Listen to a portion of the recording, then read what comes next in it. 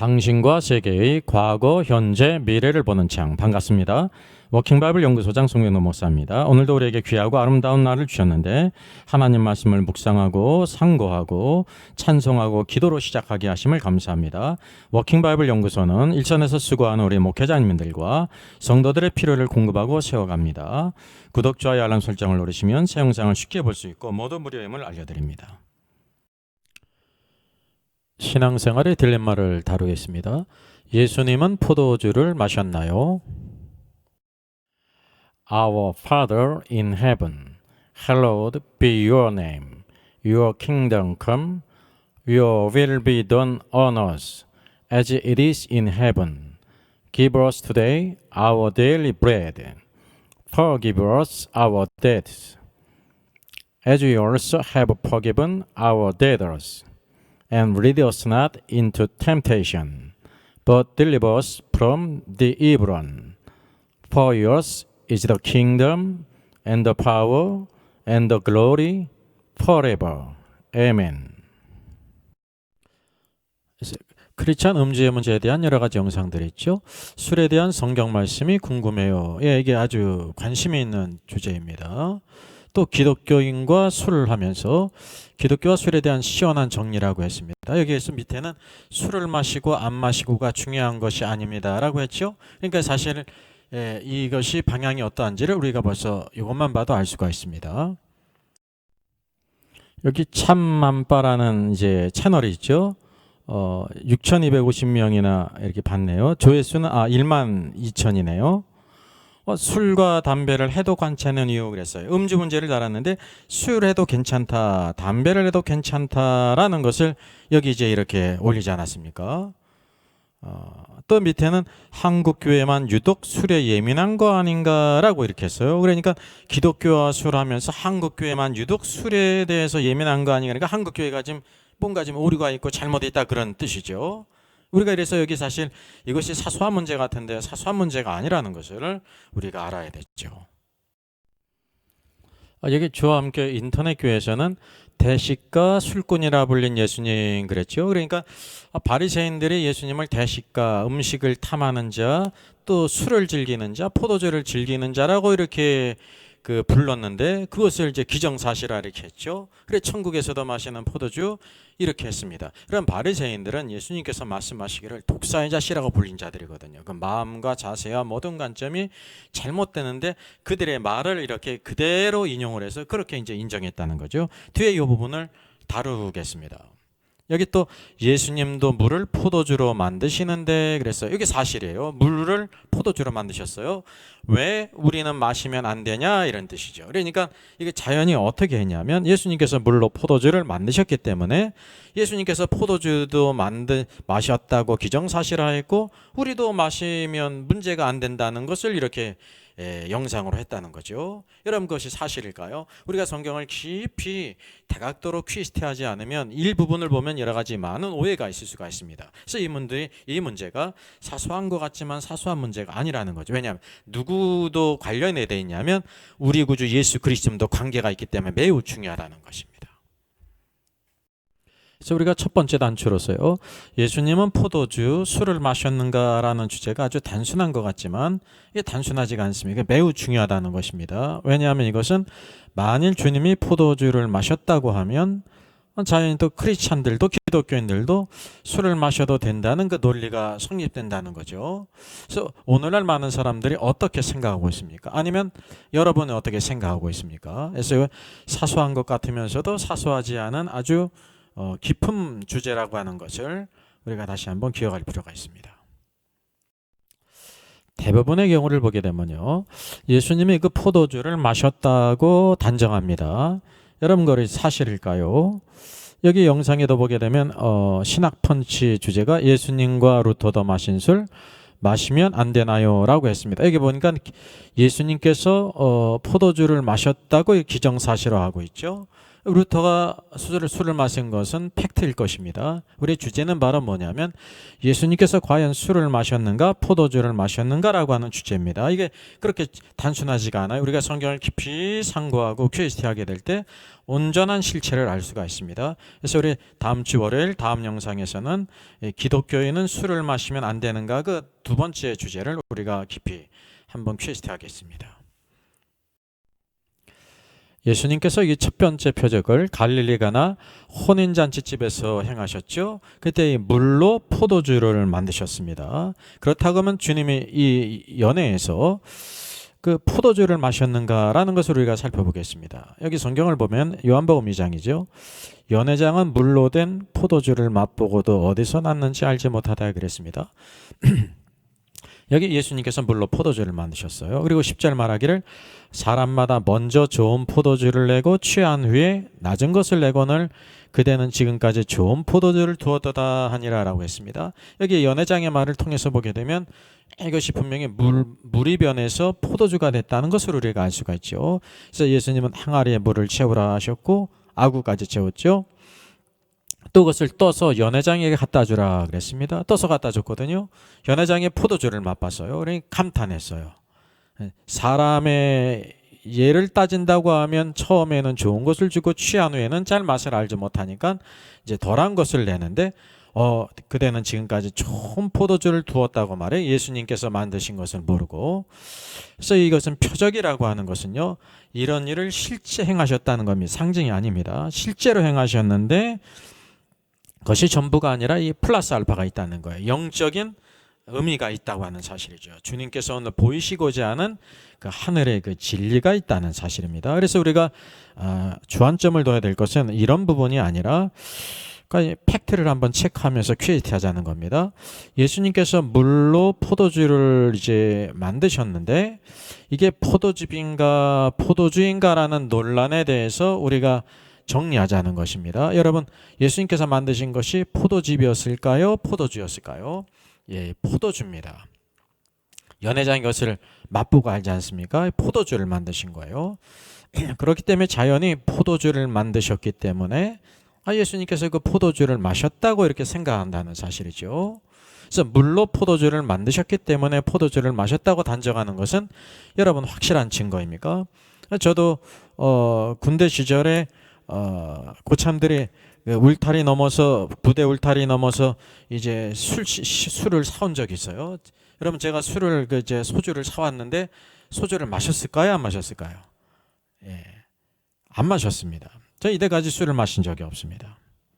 마치 예수님께서 이 포도주를 만드셨기 때문에 포도주를 마셨다고 이렇게 생각한단 말이에요. 물론 이거는 아주 깊은 상관관계가 있음을 우리가 알게 됩니다. 그래서 여러분 이것이 네버입니다. 또 첫 번째 표적이라는 것은 그것이 공생의 사역의 첫 번째예요.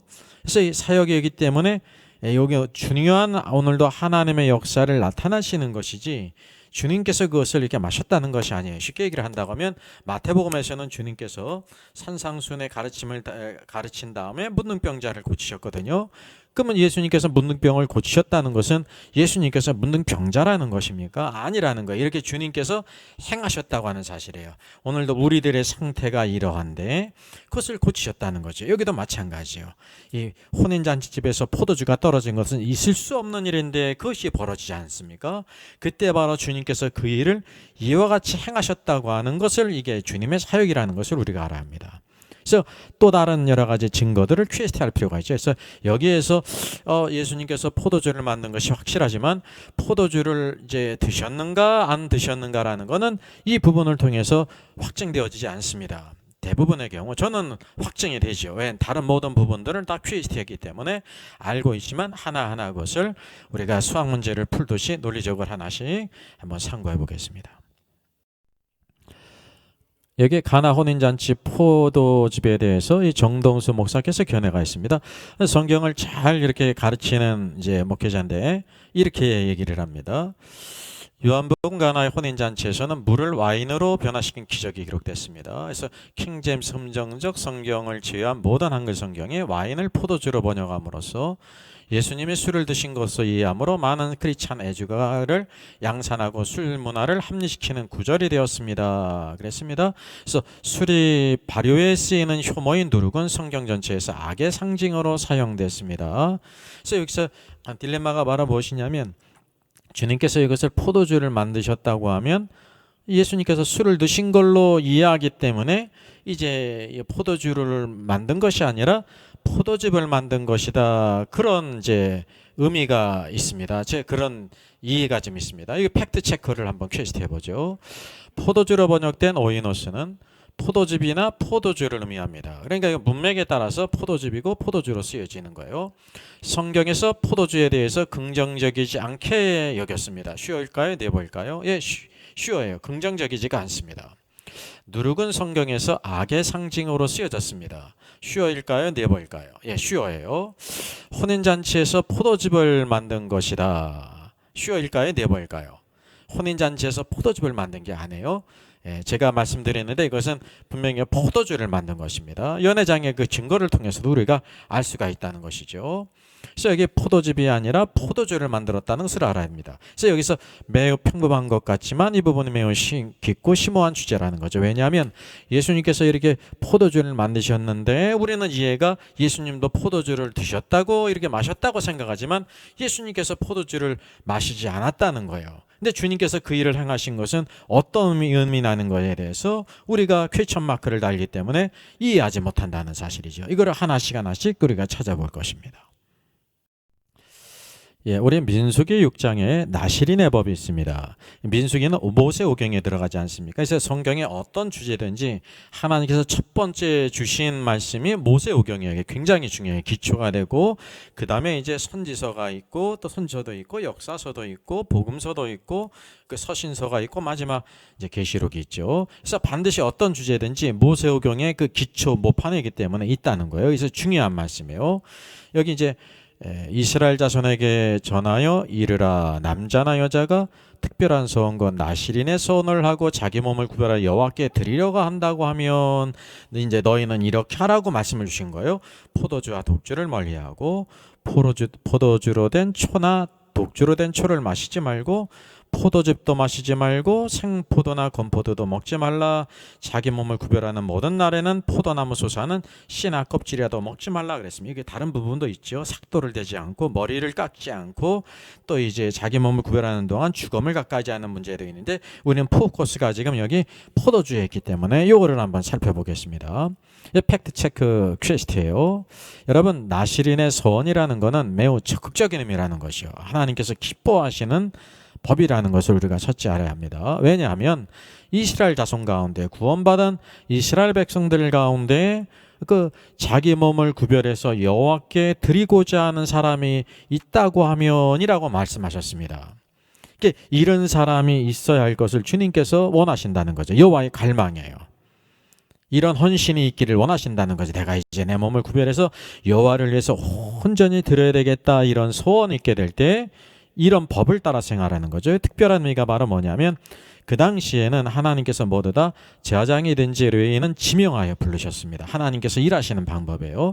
지명하여 불렀는데 그러면 어떤 일이 있냐면 우리 이제 하나님 이스라엘 자손들 가운데 여호와 하나님, 나는 제사장도 아니고 아론의 자손도 아니고 레위인도 아니고 내가 여호와 하나님을 위해서 이렇게 헌신하고 싶은데 저는 여호와를 위해서 드릴 수가 없습니다. 이런 마음이 있는 그 이제 하나님의 백성이 있다고 하는 사실이죠. 그럴 때 하나님께서요 이런 특별한 방법을 이렇게 두셨다고 하는 사실입니다. 그래서 마치 이것은 무엇과도 같으냐면 비상구와도 같아요. 하나님께서 이런 것들을 통해서 일하신다는 사실이죠. 그래서 우리들 가운데 신자들 가운데 여호와께 온전히 헌신하기를 원한다면 하나님께서 그것을 오케이 하신다, 길을 열어주신다는 거예요. 그런데 그래서 여기서 중요한 것은 그 시작을 우리에게 두셨다는 거예요. 한편으로 모든 사역에 하나님께서 지명하여 부르시는 것이 있지만 또 한편으로 우리들에게 시작을 두셨다고 하는 사실이죠. 근데 그것은 마음대로 되는 게 아니라는 것이에요. 소원이 있는 자의 나실인의 법이 있다는 사실이에요.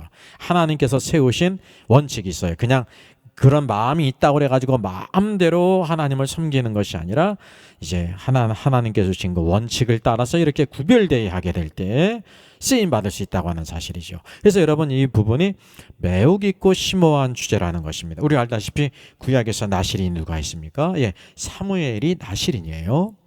예, 또 우리 유명한 사람이 있죠. 사사기 가운데 예, 삼손이 있지 않습니까? 삼손도 나실인이었다는 사실을 우리가 기억할 필요가 있습니다. 그래서 나실인의 법은 오늘도 이 시대에 하나님께서 우리에게 소원을 두셔서 내가 온전히 여호와 하나님을 위해서 드리고자 한다고 하는 그 마음이 있기를 원하신다고 하면 반드시 그냥 마음대로 되는 것이 아니라 하늘의 원칙을 따라 자신을 구별해야 되는데 이 관계된 것이 바로 포도주와 독주와 관계 있다는 거죠. 이 모든 관계된 모든 것은 절대로 먹지 말라고 말씀하신 겁니다. 이게 중요한 법입니다. 사사시대에 여호와 하나님께서 기드온을 부르셨습니다. 그래서 기드온을 부를 때 이 상황이 사사기 6장에서요. 여호와의 사자가 할 때 여호와의 사자라는 것은 천사가 그런 뜻입니다. 천사나 사자는 똑같은 말이에요. 아비에셀 사람 요아스에게 속한 오보라에 이르러 상수리 나무 아래 앉으니라. 마침 요아스의 아들 기드온이 미디안 사람에게 알리지 아니하리하여 밀을 포도주 틀에서 타작하더니라고 말했습니다. 여기 킹제임스 성경도 뭐라 그랬냐면 by the wine press라 그랬죠. 예. 자, 여기서 보게 되면 팩트 체크 퀘스트를 한번 해보자는 것입니다. 신약 성경에서는 이제 포도주 오이노스가 포도주를 의미하죠. 여기서 이 포도주 틀은 히브리어 가트예요. 그래서 여기서 어떤 의미로 쓰일 수 있냐면 포도주 틀이라는 의미도 되고 포도주 통이라는 의미도 되는 것입니다. 여러분 포도주 틀이라는 건 없어요. 무슨 말씀인지 아시죠? 포도주 틀은 있어도 포도주 틀은 없다는 거죠. 그 통이입니다. 여기서 양쪽으로 다 번역할 수 있기 때문에 문맥에 따라서 우리가 이것을 번역해야 되는데 여기 보면 밀을 타작하는 것은 포도주 통에서 할 수가 없습니다. 여러분 알다시피. 그래서 포도주 틀이라는 것을 자연스럽게 알 수 있어요. 여기서 포도즙 틀이라는 것입니다. 이게 킹제임스 성경은 와인 프레스를 이제 번역을 했는데 히브리어 가테를 그냥 잘 번역한 것입니다. 왜냐하면 와인은 두 가지 감이 있지 않습니까? 이제 포도주라는 의미도 있고 포도즙이라는 의미도 있다는 거예요. 근데 개역개정은 포도주 틀이라고 이렇게 번역했다는 사실이죠. 이제 깊은 생각을 하지 않고 번역한 것처럼 보여. 이제 오류처럼 보인다는 것이죠. 이게 이제 포도즙 틀로 이렇게 번역해야 된다는 사실입니다. 그래서 기드온이 사사로 쓰임 받을 수 있었던 것이 바로는 여기에서 작은 하나의 단서를 얻는데 그는 포도즙 틀을 가지고 있었어요. 포도주와 관계가 없었다고 하는 사실이죠. 우리가 이것을 꼭 잘 기억을 해야 됩니다. 그래서 하나님께서도 나실인의 법 가운데서도 포도에 속한 포도주라든지 모든 것을 전혀 관계하지 않도록 하셨다고 하는 것을 우리가 기억해야 되는 것입니다. 예수님께서 이 땅에 사역하실 때 포도주를 마셨다고 하는 증거로 삼는 성경 구절이 있습니다. 그래서 한번 찾아보겠습니다. 누가복음 7장입니다. 세례 요한이 와서 떡도 먹지 아니하며 포도주도 마시지 아니하며 너희 말이 귀신이 들렸다 하더니 인자는 예수님 와서 먹고 마시며 너희 말이 보라 먹기를 탐하고 포도주를 즐기는 사람이요 세리와 죄인의 친구로다 하니라고 말했습니다. 이건 이게 바리새인들의 판단이죠. 세례 요한에 대한 것을 팩트를 체크해 보겠습니다. 그러면 세례 요한이 떡도 먹지 않고 포도주도 안 마셨죠? 슈어일까요? 네버일까요? 슈어 맞아요. 세례 요한은 떡도 먹지 않고 포도주도 마시지 않았어요. 그 이유가 바로 무엇이냐면 마태복음 3장을 보게 되면 그는 메뚜기와 석청을 먹었습니다. 특별히 완전히 이렇게 구별됐어요. 우리가 알다시피 세례 요한은요 아까 민수기 6장에 있는 것처럼 나실인이에요. 나실인의 규례로서 자신을 완전히 구별된 사람입니다. 예수님의 앞길을 예비한 사람이거든요. 그렇다고 하면 그렇기 때문에 너의 말이 바리새인들이 세례 요한을 뭐라고 그랬냐면 귀신 들렸다. 귀신 들렸기 때문에 떡도 먹지 않고 포도주도 마시지 않는다. 떡도 먹고 포도주도 마셔야지. 어떻게 메뚜기와 석청을 먹느냐 이런 소리거든요. 그러면 이런 바리새인들의 그 판단은 맞았습니까? 틀렸습니까? 슈어일까요? 네버일까요? 네버예요. 앞에 사실 세례 요한이 떡과 포도주를 먹고 마시지 않은 것은 사실이었지만 그랬기 때문에 귀신 들렸다고 하는 그들의 판단은 틀렸다는 사실입니다. 이것이 바리새인들의 실체예요. 그러면 예수님에 대한 팩트를 한번 체크해 보겠습니다. 인자는 와서 먹고 마시매 그랬습니다. 예수님께서 오셔서 인자 사람의 아들로 오셨기 때문에 먹고 마셨다는 거예요. 이 먹고 마신 것이 슈어일까요? 네버일까요? 예, 슈어 먹고 마셨죠. 왜냐하면 정상적인 사람은 여러분 먹고 마셔야 되는 것입니다. 그럼 주님이 먹기를 탐하는 자라는 바리새인들의 판단은 여러분 사실일까요? 사실이 아닐까요? 예, 사실이 아니죠. 먹었기 때문에 탐하는 자라는 거지. 그는 그들이 잘못된 관점을 가지고 있었다는 거죠. 그냥 식사를 하는 것을 탐하는 자로 이렇게 누명을 씌웠다는 것입니다. 이게 바리새인들의 관점, 그들의 실체라는 거예요. 예수님께서 그들을 뭐라고 불렀어요? 독사의 자식들아 그러지 않았습니까? 그 주님이 포도주를 즐기는 사람이라는 판단은 그러면 사실일까요? 사실이 아닐까요? 예, 사실이 아니에요. 네버예요. 그이가 바로 무엇입니까? 예수님께서 이 땅에서 포도주를 즐기신 적이 없어요. 여기 또 마지막에 세리와 죄인의 친구로다 그랬어요. 저 예수를 봐라 하나님으로부터 왔다고 하면서 세리들과 죄인의 친구지 않느냐라고 말했다는 것입니다. 세리와 죄인의 친구라는 말은 사실일까요? 사실이 아닐까요? 사실이었어요. 주님께서 왜냐하면 주님은 바로 이 의원은 병자에게 필요하기 때문에 그들을 찾아오셨다고 하는 사실이죠. 그러면 그들이 이렇게 말을 한 것은 좋은 의미로 말한 것입니까? 나쁜 의미로 말한 것입니까? 좋은 의미로 말한 거면 쉬어고 아니면 네버죠. 예? 그러니까 하나님으로부터 왔다고 하면 우리들과 같이 거룩한 사람과 같이 어울려야지. 어떻게 세리는 그 당시에 죄인 아닙니까? 그 죄인들과 어울리다니 말이죠. 그러니까 이거 완전히 이것을 와전시켰다고 하는 사실이죠. 그래서 오늘도 우리가 기억할 것은 바리새인들의 이런 모든 판단이 크게 잘못됐다는 거예요. 그들의 마음이라든지 관점이라든지 그 실체는 완전히 하나님과 멀어진 사람이라는 거죠. 그렇기 때문에 그들의 말을 증거로 해가지고 예수님께서 이렇게 포도주를 즐겼다고 하니까 포도주를 마시지 않았느냐. 그럼 주님이 음식을 탐한 사람이었습니까? 아니라는 거예요. 모두 다 이것은 거짓이었다고 하는 사실이죠. 우리가 이렇게 성경을 이렇게 깊이 퀴즈하게 되면 실체를 알게 되는데 이 악한 사람들의 말을 그대로 그 팩트는 맞는 게 있어요. 세례요한이 떡도 포도주도 안 마셨거든요. 이 인자가 먹고 마셨죠. 근데 먹었다고 그래가지고 탐하는 자였습니까? 예수님이 마실 것을 마셨죠. 그러나 포도주를 마신 것이 아니라는 거죠. 여기 포도주를 즐기는 자라라고 했는데 잘못된 것이라고 하는 것입니다. 자, 중요한 것은 예수님께서 성만찬을 정하셨습니까? 이 성만찬에 쓰인 잔에 포도주일까요? 포도즙일까요? 예? 여기 성만찬에 예수님께서 말씀하신 것처럼 떡을 가지사, 또 27절 잔을 가지사, 잔은 컵이라는 것입니다. 이것은 죄사함을 얻게 하려고 많은 사람을 위하여 흘리는 나의 피 곧 언약의 피니라 라고 말씀하셨습니다. 이제 포도주를 마셨다는 견해를 우리가 퀘스트해보자는 것이죠. 마태복음에서도 포도나무에서 난 것 그랬습니다. 마가복음 14장에서도 포도나무에서 난 것을 이제부터 내 아버지의 나라 왕국에서 새 것으로 너희 함께 마시는 날까지 마시지 아니리라. 누가복음 22장도요. 포도나무에서 난 것이라고 말했어요. 여러분 포도나무에서 난 것이 포도주를 의미할까요? 포도즙을 의미할까요? 예, 포도주가 아니죠. 포도즙이에요. 포도나무에서 난 것은 포도즙을 가리키는 것입니다. 이게 중요합니다. 그래서 아버지의 왕국에서 새 것으로 마실 때까지 내가 마시지 않겠다라고 말씀하셨습니다. 이건 뭐냐면 주님이 재림하신 후에 이 땅에 천년왕국 하나님의 왕국 통치를 가져오시잖아요. 주님이 직접 통치, 의로 공의로 통치하시는데 그때 새 포도즙으로 마실 것과 또 그때까지는 마시지 않을 것을 말씀하셨어요. 그 이유가 바로 무엇일까요? 주님께서 부활하시고 승천하셔서 하늘에 계시기 때문에 하늘에서 그 포도즙을 마실 이유가 없다는 것입니다. 이 땅에서 이렇게 마셨던 것처럼 주님이 다시 오셔서 새 포도즙을 마실 것을 말씀하셨다는 것입니다. 또 이어서 우리가 같이 보겠습니다. 예, 오늘의 이 성만찬 가운데 떡이 있죠. 브레드가 있고 잔이 있어요. 컵이 있어요. 이게 한 쌍으로 이루어진 공통점이 있습니다. 이것을 우리가 잘 퀴즈하게 되면 확실한 의미를 알 수가 있습니다. 여기 떡이 있죠. 예, 브레드예요. 여러분 이것은 구약의 유월절이 있지 않습니까?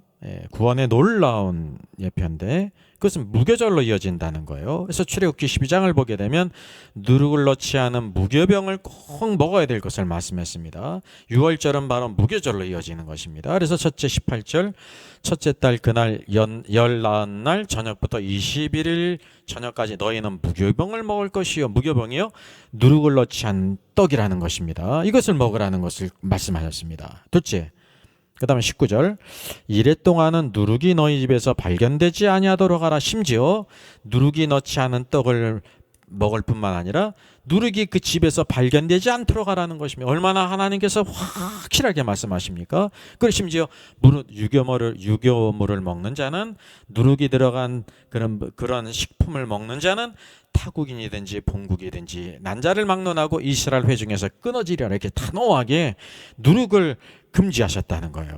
또 이어서 39절 말씀하시죠. 그들이 애굽으로부터 가지고 나온 발교되지 못한 반죽으로 무교병을 구웠으니 이스라엘 모든 백성들이요 이 누룩으로 발교되지 아니한 이렇게 부풀지 않은 반죽으로 무교병을 구웠다고 말하고 있습니다. 이는 그들이 애굽에서 쫓겨남으로 지체할 수 없었음이라. 아주 급박했다는 거죠. 아무 양식도 준비하지 못하였음이라고 말씀하고 있습니다. 그래서 이 무교절이라는 것은 유교병 누룩이 들어간 떡이 아니라 누룩이 없는 떡 무교병을 의미했다는 사실입니다. 여기 누룩이 들어갔다는 것은 성경에서요 이 괴악한 것, 악한 것, 죄를 상징했어요. 이게 변함없이 이렇게 상징했다는 거예요.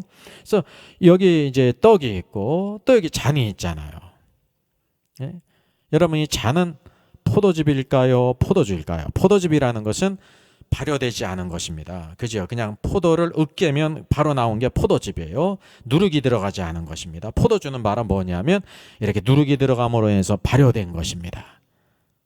그럼 이 잔에 있는 것은 포도즙일까요? 포도주일까요? 예, 포도즙이죠. 여러분 양자를 우리가 잘 공통점을 보자는 것입니다. 주의 성찬에 떡과 잔이 있잖아요. 주의 찢기신 살과 주의 흘리신 피를 이렇게 상징합니다. 주님이 찢기신 살은 떡인데 누룩이 없는 것입니다. 그래서 무교병이죠. 따라서 피도 바로 뭐냐면 이 잔도 누룩이 없는 것이건 무엇입니까? 포도주가 아니라 포도즙이라는 것을 우리가 알게 된다는 것이 서로 공통점이 있다는 것입니다. 그래서 여기 떡은 예수님의 몸을 상징하고 여기 예수님의 몸을 상징했잖아요. 여기 잔에 있는 포도즙은 언약의 피로서 예수님께서 흘리는 언약의 피죠. 예수님의 피를 흘리시는데 그게 이제 포도즙으로 상징됐지 포도주가 아니라는 것입니다. 포도를 이렇게 으깨면 포도주가 나오는 게 아니에요. 오랫동안 이렇게 녹게 될 때 누룩이에서 발효가 되는 게 포도주고 바로 이렇게 으깬 것은 포도즙이라고 하는 사실입니다. 그래서 이 한 쌍 공통점이 바로 뭐냐면 누룩이 없는 것이라는 것을 우리가 보게 되는 것입니다. 얼마나 확실합니까? 우리 요한복음 15장을 보게 되면 예수님께서 예수님 자신을 무엇으로 비유하셨습니까? 나는 포도나무요 그랬습니다. 유명한 비유죠. 여기 포도나무가 있습니다. 포도가 열렸죠. 여러분 포도가 으깨지면 무엇이 나옵니까? 포도즙이 나옵니까? 포도주가 나옵니까? 이 지구상에서요 포도가 으깨지면서 포도주가 나오는 데가 없어요. 포도주는 오랫동안 이렇게 녹게 될 때 누룩에 의해서 발효가 된 것이 포도주가 그래서 오래될수록 좋은 포도주라고 말하지 않습니까? 그러니까 이 포도가 으깨지면 포도즙이 나온다는 거예요. 또 중요한 것이죠. 포도나무신 예수 그리스도께서 결국 십자가에 이렇게 죽으시지 않습니까? 로마 군병이 옆구리를 창으로 찔렀어요. 요한복음 19장에 있습니다. 그중 한 군인이 창으로 옆구리를 찌르니 곧 피와 물이 나오더라 라고 말하고 있습니다. 피와 물이 나와요. 예수님이 흘리신 피는 여러분 무엇과 관계 있습니까? 포도즙과 관계 있습니까? 포도주와 관계 있습니까? 예수님을 포도나무로 비유하셨잖아요. 그러면 그 으깨짐으로 인해서 찔리심으로 포도즙이라고 말해야 됩니까? 포도주라고 말해야 됩니까? 포도즙과 관계가 있지요. 이렇게 서로 연관관계가 있음을 우리가 보게 된다는 사실입니다. 그래서 이게 성만찬은 무엇으로 하는가라고 하는 그 여러 가지 기록들이 있습니다. 역사적인 사실들. 이게 성만찬 때 쓸 포도즙의 용도로 1869년 미국 교회에서 개발된 음료가 윌치시라는 거예요. 이게 감리교 목사이자 치과 의사였던 토마스 브롬의 윌치의 이름에서 따왔어요. 그래서 윌치 목사님은 다른 교회에서도 성찬 때 포도주 대신에 포도즙을 쓸 것을 권했다는 거. 왜냐하면 포도즙을 쓰는 것이 성경의 닥트린이기 때문에. 그래서 그의 아들 찰스 윌치는요, 아버지의 포도즙에 윌치스 포도주스라는 이름을 붙여서 1893년에 만국박람회 출시했고 폭발적인 반응을 끌어냈습니다. 그리고 20세기 미국의 금주법 시대에 윌치스에도 날개를 달아놨다는 거예요. 그래서 유럽에서는 심지어 화이트 와인을 종종 성만찬에 쓴다고 합니다. 이런 피가 신피가 없잖아요. 붉은 피죠. 그래서 여기 대한여지고 장로회 예장 합동교단, 총신대학이 교단 신학교인데 합동교단과 대한여지고 장로회 통합교단, 장로회 신학대학이 이제 직영 교단 신학교죠. 헌법에 포도주 대신에 포도즙을 성만찬 음료로 규정하고 있다는 것도 이게 우연한 일이 아닙니다. 성경의 가르침이 포도주가 아니라 포도즙이라는 것입니다. 그래서 이 영상과 이어서 월요일 날에는 신앙생활의 이 딜레마 완전 정보, 그럼 기독교에는 술 마시면 안 되나요? 라는 문제를 우리가 심도 있게 같이 다루겠습니다. 자, 그래서 우리가 예수님은 포도주를 마셨는가, 포도주가 술이지 않습니까? 술을 마셨는가 라고 하는 의문에 대해서 포도주를 마셨다라고 하는 견해가 있지 않습니까? 그게 슈어일까요? 네버일까요? 네버죠. 그 포도즙을 마신 것입니다. 슈어일까요? 네버일까요? 슈어죠. 포도주를 마셨다는 것은 잘못된 것입니다. 오류예요. 그러면 왜 혼인잔치집에서 물로 포도주를 만드셨을까? 이 부분이 아주 심오하기 때문에 정동수 목사님 같은 경우에서는 이제 이게 포도주가 지금 부정적인 의미가 많이 있거든요. 긍정적인 의미가 없는데 예수님께서 포도주를 만드셨다고 하면 많은 사람들이 포도주를 마셨다고 생각한다 말이죠. 그게 아니라 포도주로 만드셨어요. 그러니까 주님은 그 포도주를 드시지 않았다는 것을 알아야 됩니다. 그래서 여기 이 아주 세미한 그런 깊은 의미가 있다는 것을 구약을 통해서 신약을 비교해서 보게 될 때 우리가 이것을 알게 되는 것입니다. 그래서 여기 다음 영상에 기독교인은 술 마시면 안 되나요? 라는 주제를 우리가 심도 있게 다룰 것입니다. 이것은 구약과 신약의 모든 것을 온전히 봐서 양대 숲을 보고 하나님의 크신 그 뜻을 우리가 알게 될 때 아하, 그러하구나는 우리가 알 수가 있습니다. 중요한 사실은 이 포도주 술의 문제는 구원의 문제가 아니라는 것을 여러분 아셔야 됩니다.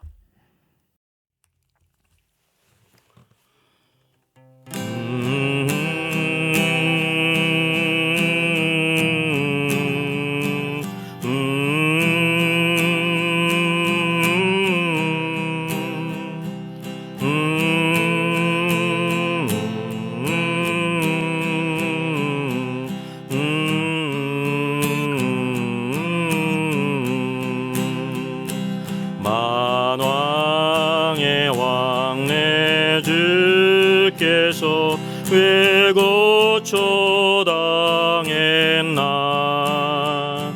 이 벌레 같은 날이에 그 보혈을 흘렸네.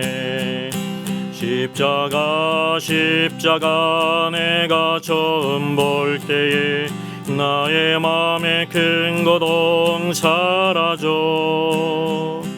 오늘 믿고서 내 눈 밝았네. 참 내 기쁨 영원하도다. 주 십자가 못 박힘은 속죄함 아닌가. 그 긍휼함과 그 은혜 말할 수 없도다. 십자가 내가 처음 볼 때에 나의 맘에 큰 고통 사라져. 오늘 믿고서 내 눈 밝았네. 참 내 기쁨 영원하도다. 누르러도 그 큰 은혜 다 갚을 수 없네. 나 주님께 몸 바쳐서 주의 이름 쓰리. 십자가 내가 처음 볼 때 나의 맘에 큰 고통 사라져. 오늘 믿고서 내 눈 밝았네. 참 내 기쁨 영원하도다.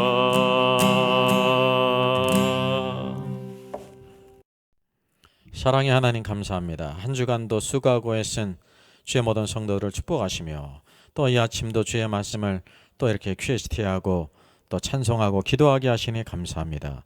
특별히 예수님께서 이 땅에 있을 때 포도주를 마셨는가 안 마셨는가라는 문제, 참으로 우리가 잘 깨닫지 못하는 부분인데 이것을 잘 깨달아 알게 하시고 오늘도 주 예수 그리스도 안에서 오늘도 주의 뜻을 따라 행하는 자들 되게 하시며 주의 마음을 알아 오늘도 이 나실인의 소원을 통해서 자기 몸을 구별하여 여호와께 드리고자 하게 될 때 포도주와 독주와 포도주에 된 초나 포도즙도 마시지 말라 하신 주의 말씀이 어떤 의미인지를 깨달아서 정말로 우리 주님을 섬기고자 하는 온전히 헌신하고자 하는 소원이 있게 하여 주시고 이 시대에 온전히 구별되게 하여 주시기를 원합니다. 항상 하나님의 말씀 가운데 모든 것을 확실히 깨달은 대로 행하는 저들 되게 하시고 이 세상에서 온전히 구별되기를 원합니다. 오늘도 그리스도 예수 안에서 하나님과의 교제와 주와 함께 동행하며 그 뜻을 알아 힘있게 달려나가는 저희들 되게 주시기를 원합니다. 여러 가지 어려운 시대에 하나님의 특별한 은혜와 긍휼을 베풀어 주셔서 그 영과 혼과 몸이 온전히 오늘도 하나님 아버지여 주께서 지켜주시고 붙들어 주시고 늘 풍성하신 주님의 은혜 가운데 거하게 해주시며 주의 기쁨이 되게 하여 주시기를 원합니다. 주일을 또 기다리며 온 성도들 기쁨으로 나와 하나님께 예배함이 축복이 되게 하시고 기쁨이 되게 하시고 즐거움이 되게 하시고 하나님의 영광을 보게 하여 주시옵소서. 주님을 찬양합니다. 주 예수님의 이름으로 기도하옵나이다. 아멘. 저의 저서를 소개해드리겠습니다. 때를 알라 주님 오신다. 계시록과 다니엘서의 전반적인 조망이지만 매우 중요한 책입니다. 저 사람 천국 갈 수 있을까? 구원과 천국의 내용을 심도 있게 다루셔요. 이런 종류의 책이 없습니다. 셋째는 구원 탈락인가 거짓신자인가, 종교개혁 5기준을 기념하면서 칭의론, 구원론, 또 심판론 모든 중요한 주제를 다 망라한 책입니다. 이것을 읽는 사람들이 아마 큰 도움을 받을 것 같습니다.